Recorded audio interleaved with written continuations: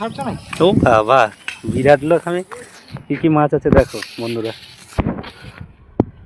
দেখি একটু নাড়িয়ে তোলো দেখি। এটা দাঁড়াও, মৃগেল পোনা আছে, আর কি আছে? বীরবল আছে। এই যে জলটা একটু ঘোলা হয়ে গেছে, মাছটা দেখা যাচ্ছে না ভালো করে।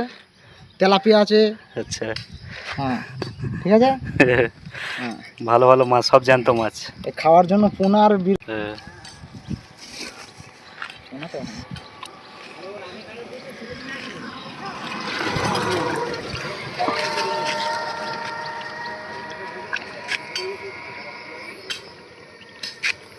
ওটাই কাতলা, এটা বীরবল। বীরবল বলে ওটাকে।